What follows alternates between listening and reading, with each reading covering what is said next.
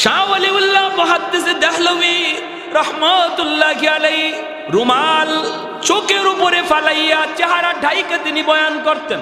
মানুষ দেখতেন না, রুমাল দিয়ে মুখ ঢাইকে বয়ান করতেন। একজন জিজ্ঞেস করলো, হযরত এইভাবে চেহারা ঢাইকা বয়ান করেন কেন?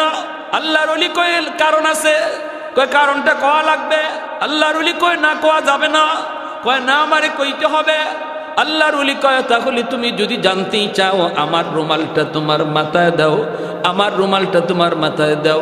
যেই মাত্র লোকটার মাথার মধ্যে তিনি রুমালটা দিয়া দিলেন, তাকায় দেখে মানুষ একজনও বসা নাই, দুই একজন মানুষ বসা, বাকি সব হলো কেউ কুকুর, কেউ বানর, কেউ শুয়োর, এইভাবে বিভিন্ন আকৃতির মানুষগুলার সামনে বসা। কারণ এই মানুষের মধ্যে যেই হাইওয়ানের বৈশিষ্ট্য আছে, এই মানুষটা ওই হাইওয়ানের রূপ ধরে বসা। নাউজুবিল্লাহ।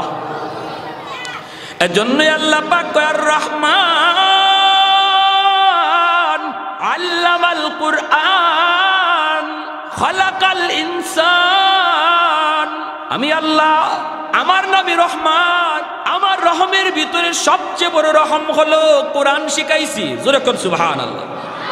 আমি আল্লাহর রহমের ভিতরে সবচেয়ে বড় রহম কোরআন দিয়েছি। কোরআনওয়ালা জিন্দিগি যার ভিতরে থাকবে সে মানুষ। এজন্যই মানুষ সৃষ্টির কথা আল্লাহ পরে নিলেন, কোরআন শিক্ষার কথা আগে আনলেন।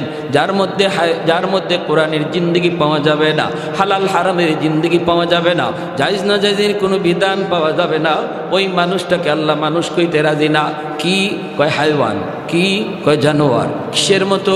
আল্লাহ নিজে কয় ওয়ালাকাদ যারানা লিজাহান্নামা কাসীরাম মিনাল জিন্নি ওয়াল ইনস লাহুম কুলুবুল লা ইয়াফকাহুনা বিহা ওয়া লাহুম আ'য়ুনুল লা ইউবসিরুনা বিহা ওয়া লাহুম আযানুল লা ইয়াসমাউনা বিহা উলাইকা কাল আনআম বাল হুম আদাল।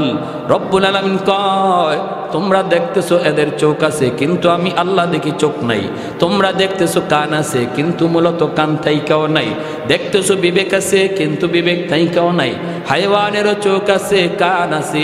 যেই মানুষগুলা চোখ কান থাকার পরেও হাইওয়ানের মতো চলে, হাইওয়ানের জীবনে হালাল নাই, হারাম নাই। একটা কুকুরের জীবনে জায়েজ নাই না জায়েজ নাই। কুকুর যা পায় তা খায়, শিয়াল যা পায় তা খায়। মানুষ হয়েও যেই মানুষগুলা যা পায় তা খায়, হালাল হারাম বুঝে না, মানে না, আল্লাহ বলে এদের মধ্যে আর হাইওয়ানের ভিতরে তফাৎ না। আমার উপরে রাগ করেন না, এটা আমি মৌলবি কই না, এটা আল্লাহর কথা। উলাইকা কাল আনআম, উলাইকা কাল আনআম বাল হুম আদাল। আল্লাহ বলে এর চেয়ে নিকৃষ্ট, এর চেয়ে নিকৃষ্ট। হাইওয়ানের ভিতরে সবচেয়ে নিকৃষ্ট হলো কুকুর। হাদিস শরীফে আল্লাহ নবী বলেন আদ-দুনিয়া জিফা ওয়া তালিবুহা কিলাব। দুনিয়া হলো মরা গরু, হালাল হারাম যে মানে না সে দুনিয়াদার। এই দুনিয়াদারের উদাহরণ নবী দিয়েছেন কুকুরের মতো। কুকুরের মতো, কুকুরের মতো কেন? কি জন্য? কুকুর মরা গরু পাইলে পরে এই কুকুরের আর হুঁশ থাকে না, মালিক ভুলে যায়। যেই মালিক তারে এত আদর করে খাওয়ায়, এত আদর করে, যেই মালিক তারে পালে, এত মায়া করি, ওই মালিকের কথা কুকুর মরা গরু পাইলে পরে ভুলে যায়। মরা গরুকে 3 ধরনের প্রাণী খায়, মরা গরুকে 3 ধরনের প্রাণী খায়। এক হলো কুকুর, আরেক হলো শকুন, আরেক হলো শিয়াল। এই 3 ধরনের প্রাণী মরা গরু খায়। মরা গরুটা পাইলে পরে সারা দিন ভর শকুনে খায়। রাতের বেলা শিয়াল চলে আসে, শকুন তার গাছের ডালে চলে যায়, সারা রাত ভর শিয়াল খায়। সকাল হওয়া মাত্রই শিয়ালও তার ঠিকানা গর্তে চলে যায়। এরপরে কুকুর লাগাল পায়, কিন্তু কুকুর দেখবেন সে যখন মরা গরুর লাগাল পায় ঠিকানা ভুলে যায়। শিয়ালেও তার ঠিকানা ভুলে নাই। যেই মাত্র রাত শেষ, শিয়াল তার ঠিকানা গর্তে যায়। শকুনেও তার ঠিকানা ভুলে না। যেই মাত্র সন্ধ্যা হয়, শকুন মরা গরু থইয়া গাছের ডালে যায়, ঠিক না? কিন্তু কুকুর যদি মরা গরু পায়, রাত বুঝে না, দিন বুঝে না, ঠিক না? দেখবেন এখন তো মরা গরু কমই দেখা যায়। আগে ছোটবেলা দেখতাম, বিশেষ করে আমার বাড়ি তো সিলেট এলাকার হাওর বেশি। নানার বাড়িতে যাইতাম, গেলে পরে এরকম গরু খুব বেশি মরতো। আর ও শকুনের সাথে খুব ঝগড়া করতাম। আমি শকুনের সাথে খুব ঝগড়া করতাম, যাইয়া শকুনের কাছে গিয়া বাড়াবাড়ি করতাম। শকুনে আমারে দৌড়াইতো, আবার শকুনটা আমি দৌড়াইতাম, এইরকম আসিল। কিন্তু দেখতাম কি সবই ঠিক। কোনো সময় রাত্রে যদি আসছি, রাতের বেলা আসছি, মরা গরুর পাশে আইলে দেখা যায় কুত্তার ব্যবহার যায়। আরে শিয়ালও গেল তার ঠিকানায়, শকুনও গেল ঠিকানায়, কিন্তু কুকুরে এ মরা গরু পাইলে সব শেষ। কোন মালিককে খাওয়াইলো, কোন মালিকে দুধ কলা খাওয়াইলো, কোন মালিকে তারে নিজের হাতে গোসল করাইলো, কোন মালিকে তারে দুধ ভাত খাওয়াইলো, সব বুইলা মরা গরু আছে আর কুত্তা আছে, ঠিক না? এজন্য আল্লাহ নবী রহমতের নবী কয়, যে মানুষটা দুনিয়া পাওয়ার পর মালিক ভুলে যায়, দুনিয়ার রং তামাশা ভোগ বিলাস হালাল হারাম না বুঝা, হারাম টাকা পাওয়ার পরে সুদের টাকা ঘুষের টাকা মানুষকে মাইরা খাওয়ার টাকা পাওয়ার পর যেই মানুষটা আল্লাহকে ভুলে যায়, আল্লাহকে ভুলে যায়, ওই মানুষের ভিতরে আর কুকুরের মধ্যে কোনো তফাৎ নাই, ঠিক না? সে তো তখন কোন মালিকে তারে এতদিন পাললো, কোন মালিকে তারে মায়ের পেটে খাওয়াইলো, কোন মালিকে তারে আস্তে আস্তে বড় করলো, কোন মালিকে তারে এত সুন্দর চেহারা দিল, কোন মালিকে তারে এত সুন্দর দাঁত দিল, মায়ের পেট থেকে দুনিয়াতে আসলো, মায়ের পেটে থাকলো, খাবার কেমনে মালিক পৌঁছাইলো, সেই মার গর্ভ থেকে দুনিয়া আসার পর কোন মালিক তারে খাওয়ার ব্যবস্থা করলো, কত সুন্দর করে ব্যবস্থা করলো। মায়ের পেটে থাকতে খাইছে এক পথে এক লাইনে, আর মায়ের পেট থেকে দুনিয়া আসার পর খাওয়ার লাইন দিয়ে দিছে আল্লাহ দুইটা। মায়ের বুকের দুধ বাচ্চাটা খায়, সেই দুধটা বেশি গরমও নয়, বেশি ঠান্ডাও নয়, ঠিক কিনা? এত সুন্দর করে যেই মালিক তারে পাললো, যেই মালিক তারে খাওয়াইলো রে যুবক, ওই মালিকের কথা ভুইলা যেই মানুষটা মালিককে ভুইলা শুধু দুনিয়া দুনিয়া হালাল হারাম না বুঝা থাকে, আল্লাহর নবী কয় এর ভিতরে আর মরা গরুর মধ্যে কোনো তফাৎ নাই। এজন্যই আল্লাহ বলেছেন বালহুম আদল। বালহুম আদালের তাফসীর করেছেন আল্লাহর নবী তার হাদিসে, আদ-দুনিয়া জিফা ওয়া তালিবুহা কিলাব। আল্লাহু আকবার। এজন্য আমার ভাইয়েরা বন্ধুরা মনে রাখবেন, ভাইরে মনে রাখবেন, আল্লাহর কোরআন মানুষকে মানুষ বানায়, আল্লাহর কোরআনের জিন্দেগি মানুষকে মানুষ বানায়। যেই মানুষগুলা কোরআন ওয়াল মতো জিন্দেগি মতো চলে, যারা স্কুল কলেজে পড়ে, এরাও মানুষ হইতে পারে। মানুষ হওয়ার সুযোগ একটাই, সেটা হলো কোরআন মতো জিন্দেগি পরিচালনা করা। ডাক্তার হওয়ার পরে যদি হালাল হারাম মানে, ইঞ্জিনিয়ার হওয়ার পরে যদি হালাল হারাম মানে, উলামায়ে কেরামের সাথে সম্পর্ক রাখে, আল্লাহর কোরআনের বিধিবিধান মতো যদি জীবন পরিচালনা করে, এই ডাক্তার হয়েও সে আদর্শ ডাক্তার, সে আল্লাহর তালিকায় মানুষ। আর যেই মানুষটা হালাল হারাম মানে না, সে যত বড় দুনিয়ার মানুষের কাছে লিডার হোক, আল্লাহর কাছে মানুষের খাতায় নাম নাই। আর রহমান আল্লামাল কুরআন খালাকাল ইনসান। এ ভাই, আজ থেকে 300 বছর আগের ঘটনা। মালদ্বীপ নামে একটা দেশ বিশ্ব মানচিত্রে আছে। এই মালদ্বীপের মানুষ, তারা সব ছিল মূর্তি পূজারী, অগ্নি পূজারী। ওই মানুষগুলি অগ্নির পূজা করত, আগুনের পূজা করত। এই মানুষগুলা, তারা একদিন, এই মালদ্বীপের মানুষ, জেলেরা বেশি বেশি এরা মাছ ধরত, সাগরে নামে মাছ ধরত। মাছ ধরতে নামছে জেলেরা, হঠাৎ করে তাকায় দেখি একটা কাঠের উপরে ছোট্ট একটা বালক, 8 বছর 9 বছরের একটা বালক কাঠের উপরে ভাসতেছে। অর্থাৎ একটা জাহাজ, সৌদি আরবের জাহাজ এসে ডুবে গেল রে যুবক। ওই জাহাজের ভিতরে যতগুলি মানুষ ছিল সবাই মারা গেছে, কিন্তু একটা বালককে আল্লাহ কুদরতিভাবে বাঁচায় নিছে, যেই বালকের সিনার মধ্যে 30 পারা কোরআন। 7 বছর 8 বছর বয়সে কোরআনের হাফেজ হয়নি না, হয় না? জোরে কর না, হয়নি না, হয় না? 1 বছরও লাগে না, মাত্র 6 মাস, কোথাও 6 মাসও লাগে না, 3 মাসও হাফেজ হয়ে যায়। এটা বাহাদুরি করে সম্ভব? এটা কার দান? জোরে বলেন কার?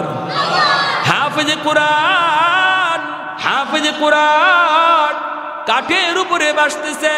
আল্লাহ নবীর দেশের মানুষ, মালদ্বীপের জেলেরা নৌকায় তুইলা তারে বাঁচাইয়া বাজারে বিক্রি করবে, গোলাম বানায়া বাজারে উঠাইলো। মালদ্বীপের মানুষ তো এত সুন্দর নয়, কিন্তু এই বালকটা তো এত সুন্দর।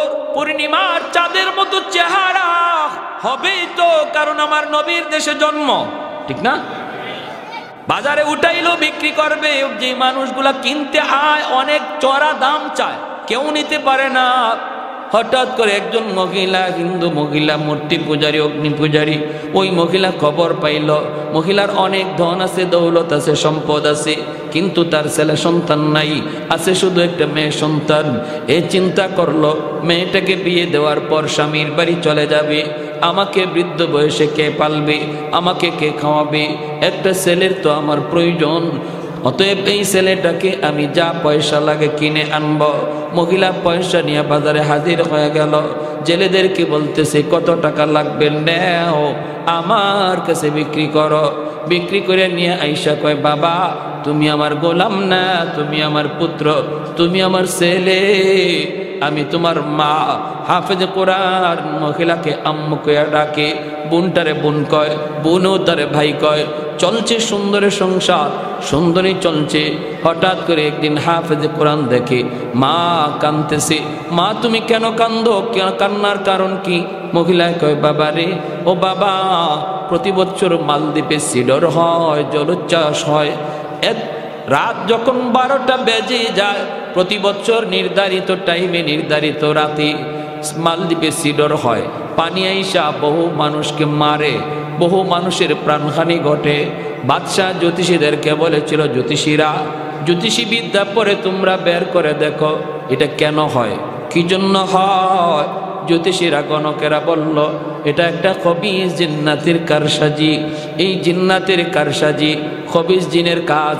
ওর কাছ থেকে যদি বাঁচতে হয় তাহলে সাগরের পারে যে একটা রাম মন্দির, এই রাম মন্দিরে একজন কুমারী সুন্দরী মেয়েকে প্রতি বৎসর এই রাতে রেখে দিতে হবে সন্ধ্যার সময়, তাহলেই সিডর হবে না। কিন্তু সকালবেলা মেয়েটাকে জীবিত পাওয়া যাবে না, সকালবেলা তার লাশ পাওয়া যাবে। বাদশাহ কয়, ক্ষুদ্র স্বার্থ জলাঞ্জলি বৃহৎ স্বার্থের কারণে সুন্দরী মেয়েদের তালিকা তৈরি করো, প্রতি বছর লটারি দেওয়া হবে, এই লটারিতে যেই মেয়েটার নাম উঠবে তারই আমরা মন্দিরে রেখে দিব, ওই খবিস জিনের ভোগ দিব, খবিস জিন্নাতের ভোগ দিব, তাহলেই সিডর হবে না। বাবারি এই বছর লটারিতে নাম উঠে গেছে আমার একমাত্র মেয়েটার। ও বাবা, সন্ধ্যা হওয়া মাত্রই আমার মেয়েটাকে ওরা জোরপূর্বক ধরে নিয়ে যাবে, এজন্য আমি মা কাঁদতেছি। বাবা বলো না, আমি মা কেমন করে সেটা সহ্য করব? আমি তো মা। কোনো মা সন্তানের মৃত্যু চোখের সামনে দেখতে পারে না, কোনো বাবা সন্তানের মৃত্যু চোখের সামনে সইতে পারে না। কত মা এমন আছে কয়, মালিক আমার হায়াতটা আমার সন্তানরে দিয়ে দিলাম, তবু আমার সন্তানরে তুমি বাঁচাও। মা হাউমাউ করে কান্দে। হাফেজে কোরআন কয়, মা টেনশন তুমি করো না, সমাধান আমি দেব। আল্লাহু আকবার, জোরে কান। মা তুমি টেনশন করো না, সমাধান আমি দেব। মহিলা কই, বাবা তুমি আবার কেমন করে দিবা? হাফেজে কোরআন কই, মা আমার বোনটারে নানার বাড়ি পাঠায় দাও, নানার বাড়ি নানির হাতের পিঠা খাক, আর বোনের জামা কাপড় পরাইয়া আমাকে মেয়ে লোক বানাইয়া পালঙের উপরে বসায় রাখো, ওরা আমাকে মেয়ে লোক মনে করে নিয়ে যাক, মন্দিরে রেখে দুক, এরপরে আমি বুঝবো আর জিনে বুঝবে। আল্লাহু আকবার। খবিস জিনের কত বড় শক্তি আমি দেখব। মহিলা কই, না বাবা, আমি তোমাকে হাতছাড়া করতে পারি না, কারণ আমার মেয়েটা বিয়ের পরে তো চলে যাবে, তুমি তো আমাকে পালবে, তুমি তো আমাকে খাওয়াবে, আমি তোমাকে মৃত্যুর ঘাটে দিতে পারি না। হাফেজ কোরআন কয়, মা তুমি তো মনে করছো আমাকে জিনে মেরে ফেলবে, খবিস জিনে আমাকে খেয়ে ফেলবে, কিন্তু মা গো তুমি জানো না আমার সিনার মধ্যে আল্লাহ কি রেখে দিয়েছে। আমার সিনার ভিতরে 30 পারা কোরআন, যেই কোরআনের পাওয়ার জিন্নাতের পাওয়ারের চেয়ে 1000 গুণ বেশি। আরে কুজুরে সুবহানাল্লাহ, আর জোরে আল্লাহু আকবার। মুসলমানের আওয়াজে আল্লাহু আকবার। ভাইরা আমার, যেই মাত্র কই মা আমার সিনার ভিতরে 30 পারা কোরআন, আমার কোনো ক্ষতি হবে না গো মা, টেনশন তুমি করো না, টেনশন করো না। এই কথা বলা মাত্রই মা কই বাবা বুঝি না তুমি কি কইতে চাও। কয় মা এত কিছু বোঝা লাগবে না, যা বলছি তুমি তা করো, যা বলছি তুমি তা করো। মহিলা খেত হিন্দু মানুষ, মূর্তি পূজারী, অগ্নি পূজারী, সে কোরআনের মহত্ব বরত্ব বুঝে না, জানেও না। সন্ধ্যা হওয়া মাত্রই সরকারি ফৌজ চলে এসেছে, দরজায় নক করেছে, টক টক করে। মা দরজা খুলে দিয়ে দেখে সরকারি ফৌজ। এখনই তোমার কলিজা কাইপা উঠছে, হায়রে আমার ছেলেটারে নিয়ে যাবে মেয়ে মনে কইরা, মেয়ে লোক মনে কইরা আমার ছেলেটারে নিয়ে যাবে। আমার ছেলেটারে আর মনে হয় পাবো না। মহিলায় কয় রাম রাম রাম। হাফেজে কোরআন কয় মা গো রাম রাম কইও না, রামে বাঁচাইবার ক্ষমতা বাঁচাই কে? আরেকটু জোরে কে? সব মারা গেল, জাহাজ ডুববে, বাঁচাইলো কে? আল্লাহ চাইলে পারেনি না পারে না? যারে আল্লাহ রাখে কেউ তারে মারতে পারে না, আর যারে আল্লাহ ধরে কেউ তারে সারাইতো জোরে খন। ইন্না বাতুশা রাব্বিকা লাশাদীদ। আল্লাহর ধরা বড় কঠিন। ধরে না, ধরে না, ধরলে আল্লাহ ছাড়ে না, ঠিক কি না? হুট করে আল্লাহ ধরে না, আল্লাহ সময় দেয়, সুযোগ দেয়, বান্দা দেখি এরপরে নি ফিরে আয়, এরপরে নি ফিরে আয়। যখন আয় না তখন ধরে। ফেরেশতারা আল্লাহ ফজরের নামাজটা পড়ছে না, সকালবেলা নাস্তা দিমু, আল্লাহ কই দি আল্লাহ জুহরের টাইমে মনে হয় আমার বান্দা নামাজে আইব, জুহরের টাইমটা তো নামাজে আইলো না। ফেরেশতারা আল্লাহ দুপুরে খানাকে হাজির করব, আল্লাহ কয় দিয়া দেও, রিজিক বন্ধ করো না, আসরের নামাজে আমার বান্দা আইব। যেরকম সুবহানাল্লাহ। আসরও আয় না, তখন আল্লাহ কয় মাগরিবে আইব। আল্লাহ এতটা সুযোগ দিয়া দিয়া দেয়। যেরকম সুবহানাল্লাহ। আলা কুল্লা ইয়াউমিন ওয়াল আরদা ইস্তাজিলু রাব্বাহু। জমিন কয় মালিক দাবায় দেই। ওয়াল মালাইকাতু ইস্তাজিলু রাব্বাহু ওয়াল বাহরা ইস্তাজিলু রাব্বাহু।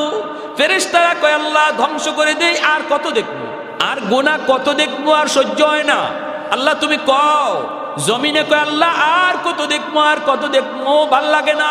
আল্লাহ আর কত দেখবো, কত দেখবো, সহ্য হয় না। সাগর মহাসাগর কয় আল্লাহ আর সহ্য হয় না। আমি এই বঙ্গোপসাগরের পারে আইসা কক্সবাজারের সমুদ্র সৈকতে তোমার কুদরত দেইখা দেইখা সুবহানাল্লাহ জিকির করব। তা না করে তারা নষ্টামি করে, গান বাজনা করে, বেহায়ামি করে, বেলাজি করে। ও মালিক আমি সাগর আর কত দেখবো। আসবিরু আল্লাহ আসবিরু ইলা মাতা আসবিরু। ধৈর্য ধরবো তো আর কত কাল ধরবো, ধৈর্য ধরবো তো আর কত কাল। আল্লাহ কয় উস্কুত, চুপ থাকো। আমার বান্দা বান্দির ভিতরে তোমরা নাক গলাবা না, নাক গলাবা না। আমি আল্লাহ আমার বান্দার অপেক্ষায় আছি। দিনের বেলা তওবা করলো আমি তওবা কবুল করব, রাতের বেলা তওবা করলো কবুল করব। যেরকম সুবহানাল্লাহ। কোন এক টাইমে দেখো আমার বান্দা আমার কাছে তওবা করে কিনা, করলি আমি আল্লাহ কবুল করে নিব। সুবহানাল্লাহ। আমার ভাইরা, এইবার দেখা গেল কয় কয় রাম রাম কে চিল্লাইতেছে। এখন হাফেজ কোরআন কয় আল্লাহরে ডাকো, রাম হবে না। রাম রামে এরা তো ভগবান কইতে দেরি লাগে, ভগবান বানাইতে দেরি হয় না। বট গাছও ভগবান, গঙ্গা নদীও ভগবান, গাইও ভগবান, বট গাছও ভগবান, তুলসী গাছও ভগবান। আল্লাহ নবী বাইতুল্লাহর ভিতরে মূর্তি পাইছেন 360টা। মূর্তি আসিল বাইতুল্লাহ কয়টা? 360টা। বর্তমানে দেবতা হইল ওই কোটি বা 33 কোটি। দেবতা হইছে কতটা? 360 আসিল দেবতা, বর্তমানে চলছে 33 কোটি দেবতা। এটা যে আরো কত কোটি যায়, কারণ অবাক কিছু দেখলেই, আশ্চর্যের কিছু দেখলেই ভগবান বানাইতে দেরি হয় না। বট গাছ বয়স কত? 100 বছর। হয়তো ইডুই ভগবান। গাই ওরে আল্লাহ দুধ দেয়, উলান কাটলে দুধ পাওয়া যায় না, তে ভগবান এটাই। তুলসী গাছ এটা কেন লাগে ভগবান? কয় এটা খাইলে, এটার পাতা খাইলে কাশ কমে যায়, তে এটাই ভগবান। হয়েছে নি কাম হয়েছে? উসমান হারুনি ইনি গেছেন খাদেম লইয়া, শীতের দিন প্রচণ্ড শীত, উনি অজু করবে। ওই অবস্থায় দেখতেছে কি যে পানিটা, অজুর পানিটা একটু গরম করবে উসমান হারুনি। তো খাদেমকে বলতেছে বাবা দেখতো একটু আগুন নি পাওয়া যায়, আমি একটু অজুর পানিটা গরম করব। তো খাদেম যায় পাইছে আগুন, কিন্তু আগুনের পাশে মানুষজন আগুনের পূজা করে। উনি গিয়া কয় ভাই একটু আগুন দিবা? ওই লোকগুলা কয় না, আমরা আগুনের পূজা করি, আমরা কোনো মুসলমানরে আগুন দিতে পারি না। খাদেম আইসা কয় হুজুর এরা আগুন দিবে না। কেন? কয় ওরা আগুনের পূজা করে, এজন্য আগুন আমাগরে দিবে না। উসমান হারুনি তিনি খাজা মঈনুদ্দিন চিশতি রহমতুল্লাহি আলাইহির উস্তাদ, তিনি চলে গেছেন, গিয়া বলতেছে ভাই একটু আগুন দাও না। কয় না, বললাম তো দিব না। কেন? কয় আমরা আগুনের পূজা করি। কেন? কয় আগুনের পূজা করি এজন্য আমাদের বাপ দাদাও করছে। কেন করছে? কয় যা শুনছি আগুনের পূজা করলে মরণের পরে আগুন জ্বালাবে না, আগুনে একটু মায়া করবে, এজন্য আমরা দুনিয়াতে আগুনের পূজা করি। উসমান হারুনিকে ভালো কথা, মরার পরে যদি আগুনে তোমাদেরকে মায়া করে পূজা করলে তাহলে তো পূজা করতায় আরও বেশি করে করো, তবে একটু টেস্ট করে দেখো না তোমাদের পূজা এই মূর্তি কবুল করতেছে কি না করতেছে না, সে কি তোমাদের পূজার উপরে সন্তুষ্ট না অসন্তুষ্ট, এটা একটু টেস্ট করে দেখো। দুনিয়াতে মূর্তি পূজারীরা কয়, আগুন পূজারীরা কয়, এটা আবার কেমনে? উসমান হারুনি কয় আঙ্গুলটা আগুনের মধ্যে দিয়া দেখো আঙ্গুল জ্বালায় কিনা, যদি আঙ্গুলটা না জ্বালায় তাহলে বুঝবা তোমাদের উপরে আগুন সন্তুষ্ট, মরণের পরেও জ্বালাবে না। আর যদি দুনিয়াতে আঙ্গুল জ্বালায় তাহলে বুঝবা এই পূজায় কাম হইতেছে না, মরার পরে আঙ্গুল না খালি পুরা বডি জ্বালায় সার করবো। এই অগ্নি পূজারীরা কই রে মৌলবী তো বড় চালাকরি, আইসা আমার করে আগুন দিয়ে জ্বালাইতো। কয় মিয়া আগুনের অভ্যাসই তো জ্বালানো, আগুনের মধ্যে যা দেয় তাই তো জ্বলে, আগুনের স্বভাবটাই তো জ্বালানো। উসমান হারুনি কয় না, আগুনের স্বভাব জ্বালানি না, আগুন তার মালিকের কথায় চলে, মালিক যদি ইশারা দেয় জ্বালায়, যদি ইশারা না দেয় জ্বালায় না। এজন্য ইব্রাহিম খলিলকে জানায় নাই, মুসা কালিমুল্লাহকে তুর পাহাড়ে জ্বালায় নাই।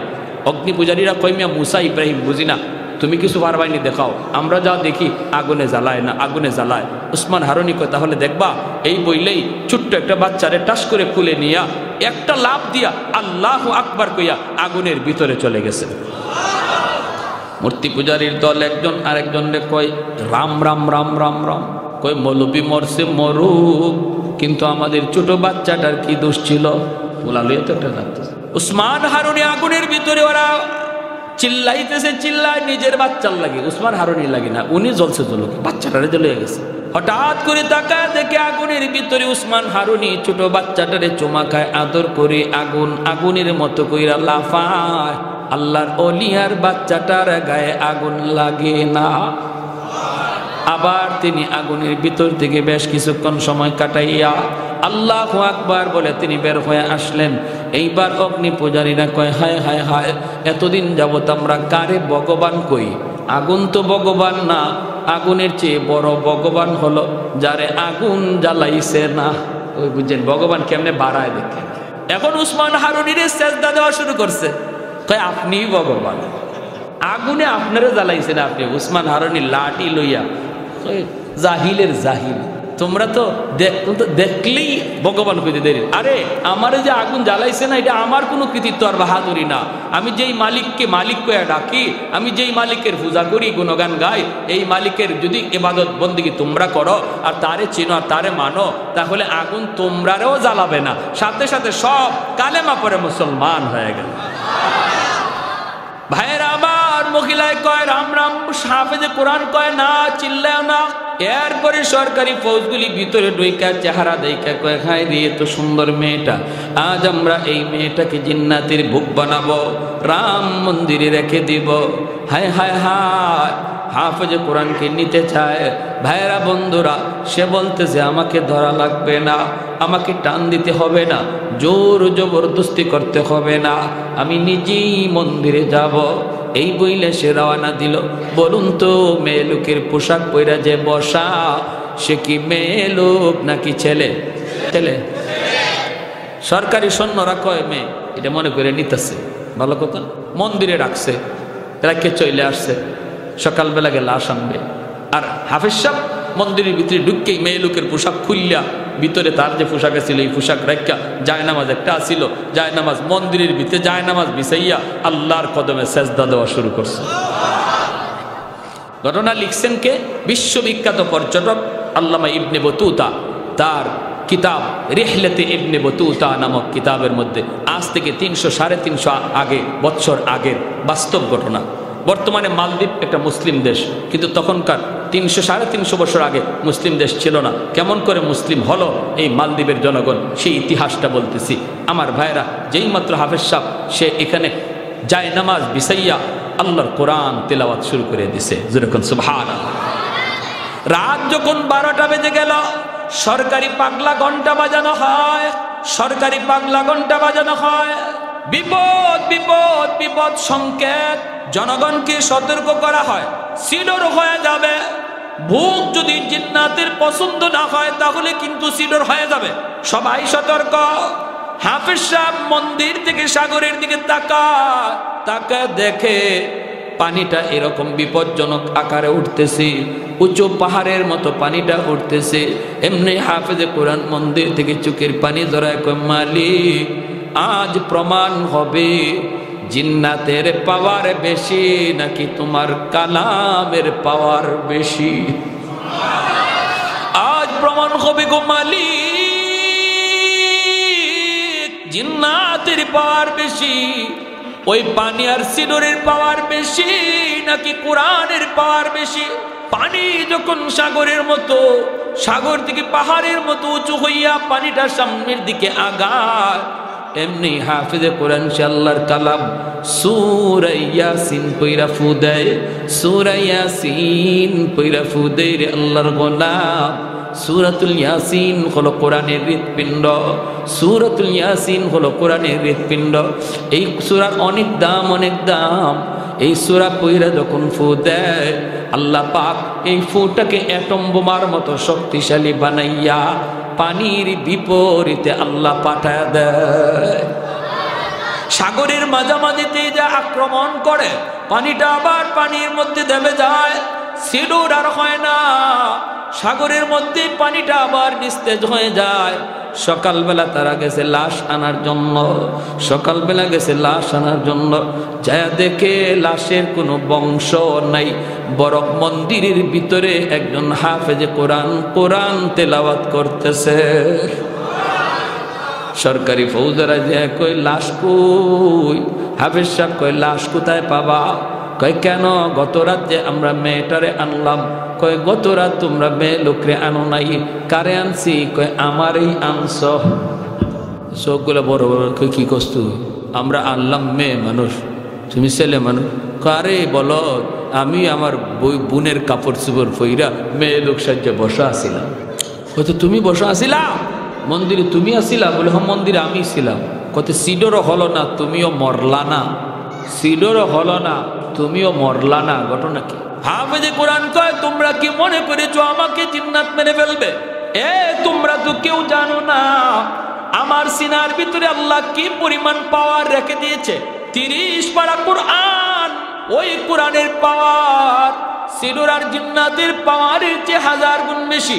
আমি 30 পারা কোরআন পড়া লাগে নাই, শুধুমাত্র সূরা ইয়াসিন পড়ছি রে। ইয়াসিনের পাওয়ারটাকে আল্লাহ পাক এত বড় বানাইয়া সিডরের মোকাবেলায় পাঠাইছে। পানি পানির জায়গায় দেবে গেছে, সিডর হয় নাই। সাথে সাথে এই খবর বাদশার কানে চলে গেল। বাদশাহ মন্ত্রী পরিষদ লইয়া মন্দিরে হাজির। হাফেজে কোরআনের সাথে দেখা করে। বাবা কি কও, একটু ভালো করে বলো। হাফেজ সাহেব যখন তার বাস্তব ঘটনাগুলি সব শোনায় দিল, বাদশার চোখ দিয়ে দর দর করে পানি পড়ে। বাদশাহ কয়, হাফেজে কোরআন, ও আল্লাহর কালামের হাফিজ রে, এতদিন পর্যন্ত আমরা অন্ধকার ধর্মে ছিলাম, আমরা তো আল্লাহ চিনি নাই, মালিক চিনি নাই। আজ তুমি আইসা আমাদের কোরআনের পরিচয় শিখাইয়া দিছ, কোরআনের পরিচিতি আমাদেরকে জানাইছ। তবে আমার ইচ্ছা, মনের ইচ্ছা হলো আগামী বৎসর আমি নিজের চোখে কোরআনের পাওয়ারটা দেখতে চাই। যদি এমনই হয় তাহলে কথা দিলাম আমি বাদশাহ শুধু না, মন্ত্রী পরিষদ জনগণ লইয়া একসাথে তোমার হাতে কালেমা পড়ে মুসলমান হব। আগামী বছর এই দিনে আবারও তারে মন্দিরে রেখে দেওয়া হয়। সিডর হবে, আবারও সে এরকম কোরআন পয়রা ফু দেয়। আল্লাহ পাক কোরআনের পাওয়ার বাদশারে দেখাইলেন, মন্ত্রী পরিষদরে দেখাইলেন, জনগণরে দেখাইলেন। সবাই এক বাক্যে তখন হাফেজ সাহেবের হাতে হাত রেখে কালেমা পরে মুসলমান হয়েছে। সেই দিন থেকে মালদ্বীপের ইতিহাস হলো বদলে গেল, মানচিত্র বদলে গেল, ধর্মের পরিচিতি বদলে গেল। আজ বিশ্ব মানচিত্রে মালদ্বীপ হলো একটা ইসলামী রাষ্ট্র, একজন হাফেজে কোরআনের খাতিরে। আরেকটু জোরে কোন সুবহানাল্লাহ। এ ভাই মনে রাখবা, কোরআনের হাফেজের বাপ মাকে আল্লাহ পাক হাসরের মাঠে ডাক দিয়া কইব, কই আমার কোরআনের হাফেজের বাপ মা? আমি আল্লাহ নূরের মুকুট লইয়া বসা, নূরের মুকুট লইয়া আল্লাহ পাক বসা থাকবি। দুনিয়াতে আজকে উস্তাদগণ তাদেরকে পাগড়ি মাথায় দিয়ে দিবে, কিন্তু আমরা যারা পাগড়ি দেব বাচ্চাদেরকে, এই বাচ্চাগুলির বাপ মার চেহারার দিকে আল্লাহর মায়ার নজর। কারণ দুনিয়ার জগতে তার বাপ মা কত কথা শোনা লাগছে, মানুষজন তারে বাধা দিছে, কতজনে কত কথা বলছে, না মাদ্রাসায় পড়ায় না, মাদ্রাসায় পড়লে খাইবে কেমনে, চলবে কেমনে, সংসার পালবে কেমনে, বউ পালবে কেমনে, কত কত কথা, কত কথা। সমাজের মানুষ চলতেছিল একদিকে স্রোতের তালে তালে স্কুল কলেজ ভার্সিটির দিকে, কিন্তু যেই হাফেজে কোরআনের বাপ মা স্রোতের তালে তালে চলে নাই, স্রোতের উল্টা দিকে চলছে আমার আল্লাহকে খুশি করার জন্য, ওই বাপ মার চেহারার দিকে আল্লাহ মায়ার নজরে তাকায়। কিয়ামতের ময়দানে আল্লাহ পাক এরকম একটা পাগড়ি লইয়া দাঁড়ায় থাকবে আর বলবে, আসো দুনিয়াতে তোমাদের সন্তানের মাথায় পাগড়ি পরাইছে মানুষ, আজ হাসরের মাঠে পাগড়ি পরাবো তোমরা বাপ মার মাথায় আমি আল্লাহ নিজে। মান করা আল কুরআন ওয়া আমিলা বিমা ফিহি উলবিসা ওয়ালিদাহু তাজান ইয়াউমাল কিয়ামাহ। এজন্য ধন্য ওই বাপ মা, যেই বাপ মার সন্তান আজকে পাগড়ি নিবে, ধন্য ওই দাদা, ধন্য ওই দাদি, যেই দাদা দাদির নাতিটা আজকে পাগড়ি নিবে। ভাইরে, জন্য মনে রাখবা, সন্তান কিন্তু রেখে যাব আমি আপনি কবরে। এই সন্তান যদি সদকায়ে জারিয়া হয়, সে যদি হাফেজ হয়, আলেম হয়, কিয়ামত পর্যন্ত তার দ্বারা হাফেজ হবে, আলেম হবে। আমার গুনার কারণে যদি আমি কবরে শাস্তি পাই, আমার আওলাদের খাতিরে আল্লাহ কবরকে জান্নাতের বাগান বানাবে। ছোট বাচ্চাটা বাবার কবরের পাশে গিয়ে ইয়াসিন তেলাওয়াত করে, ছোট বাচ্চাটা দাদার কবরের পাশে গিয়ে ইয়াসিন তেলাওয়াত করে, আল্লাহ পাক কবরের আযাব মাফ করে জান্নাতের বাগান বানায়। আর যদি সন্তানটারে তুমি দিন না শিখাও, বাবার কবরের পাশ দিয়া গান গায়া গায়া চলে যাবে, মোটো দিলের মধ্যে লাগবে না। আমার সন্তান আমার কবরের পাশে গান গাইবে না, তেলাওয়াত করবে, সিদ্ধান্ত নিবে বাপ মা। জোরে কোন ঠিক কিনা? সিদ্ধান্ত নিবে বাপ মা। বাপ মার সিদ্ধান্ত যদি সঠিক হয়, সন্তান মা বাবার কবরের পাশে ইয়াসিন তেলাওয়াত করবে। বাপ মার সিদ্ধান্ত যদি রং হয়, বন্ধু বান্ধব নিয়ে গান গায়া মোবাইল টিপে টিপে চলে যাবে, পাশেই বাবার কবর, মায়ের কবর একটু দিলে বাঁচবে না। ভাইরে, এমন সন্তান দুনিয়ায় রাখার কোনো অর্থ নাই। সন্তান দুনিয়াতে জন্ম দেওয়ার, সন্তান দুনিয়াতে রেখে যাওয়ার, বাপ মার জন্য বহুত বড় সম্পদ হওয়া চাই সদকায়ে জারিয়া। আমি আমার গুনার কারণে আটকা পড়ে গেল, সন্তানের উসিলায় যেন আল্লাহ মাফ করে দেয়। ঠিক কিনা? জোরে কোন, আরো জোরে কোন ঠিক কিনা? প্যারে হাজিরিন, এজন্য আর লম্বা করতে পারলাম না। প্রত্যেক